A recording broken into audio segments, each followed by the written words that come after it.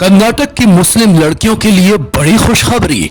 कर्नाटक की सिद्धारमैया कैबिनेट ने वक्फ बोर्ड के जरिए 15 वक्फ वुमेन्स प्री यूनिवर्सिटी कॉलेज बनाने की मंजूरी दे दी है।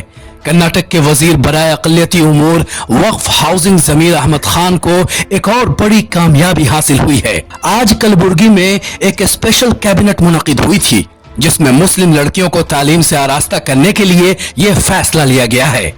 ज़मीर अहमद खान ने वजीर बनते ही ऐलान कर दिया था कि वो रियासत भर में 15 वक्फ वुमेन्स कॉलेज बनाएंगे और आखिरकार उनका ख्वाब पूरा होता नजर आ रहा है। ज़मीर अहमद खान ने बताया है कि इस प्रोजेक्ट के लिए फी कॉलेज 3.18 करोड़ खर्च किया जाएगा।